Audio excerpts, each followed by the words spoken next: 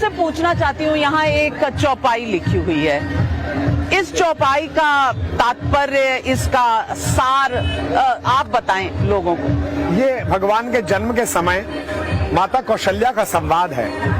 कौशल्या जी से और दशरथ जी से भगवान विष्णु ने ये वादा किया था कि मैं आपके घर में पैदा होऊंगा, लेकिन जब भगवान पैदा हो गए तो वो शांत रहे, मर्यादा पुरुषोत्तम, धीरोदात्त, ना हंसे ना मुस्कुराएं। तो माँ ने उनसे कहा कि बेटा बन के पैदा हुए हो, भगवान बन के मत रहो, थोड़ा कीजिए शिशु लीला।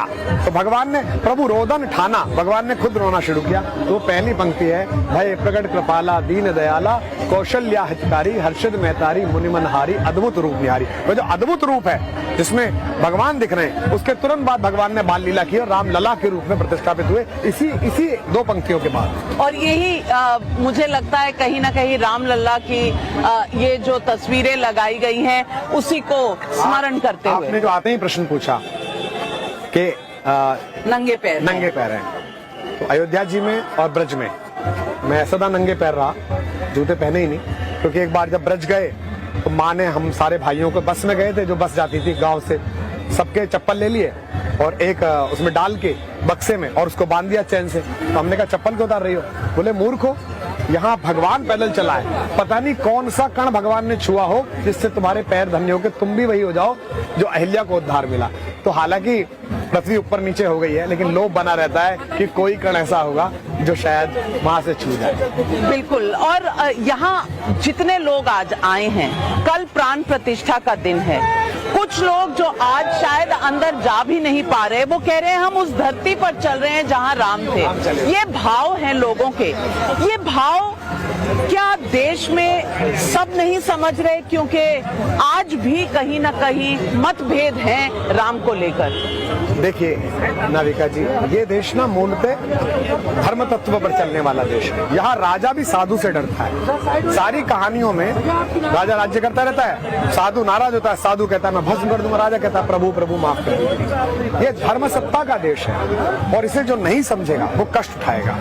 जब ये ढांचा विवादित गिरा तो पार्लियामेंट की 6 सांसदों की कमेटी बनी, उसमें एक वामपंथी सांसद आई। संयोग से मेरा उनसे परिचय था, उनके पिताजी हिंदी के कवि थे बीकानेर से। उन्होंने मुझे स्वयं बताया, मैं फ्रॉम हॉर्सेस माउथ बोल रहा हूँ।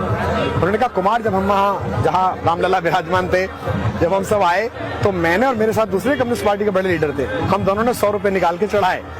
तो हमसे किसी दूसरे दल के आदमी ने पूछा कि आप लोग क्या क्या कर रहे हैं? बोले देखिए पार्टी में जरूर कम्युनिस्टों की में, पर हमें भी पता है कि भगवान तो यही है। तो जिन्होंने ये नहीं समझा वो आज भी नुकसान में है और कल भी नुकसान में है। लेकिन आपने कहा वामपंथी दल से थी ये नेत्री, लेकिन जिनके अगुवाई में आज वामपंथी दल चल रहे हैं, उनके नाम में सीताराम है, लेकिन निमंत्रण ठुकरा रहे हैं। औचित्य क्या है, लॉजिक क्या है?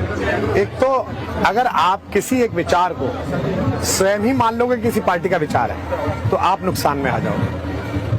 दक्षिण में एक सज्जन थे, दिवंगत हो गए, ईश्वर उनको भगवान के धाम भेजे, साकेत धाम भेजे।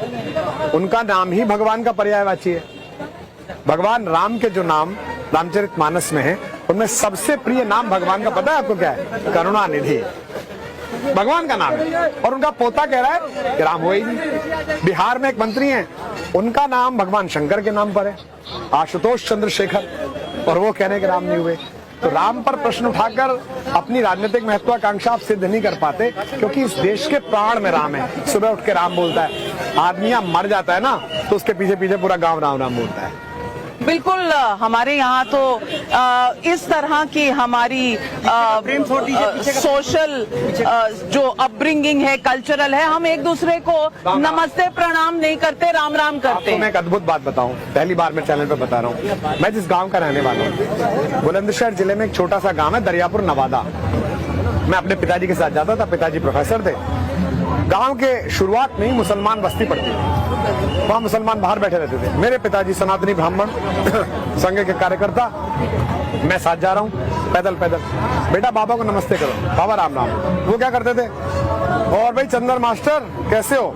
वो कहते चाचा राम राम, राम राम भैया। ये सारा मुसलमान बोलता था। उनको लगता ही नहीं था कि ये गलत संबोधन है। ये तो धीमे धीमे उनकी आंख में उंगली डाल के बताया गया कि यहाँ पर ये है। अभी कल कोई सज्जन कह रहे थे, नाम नहीं लेना चाहिए, कि सब जानते हैं कि 500 साल से हम यहाँ पूजा करते थे। मैंने उनसे कहा गिनती 500 तक ही आती है क्या?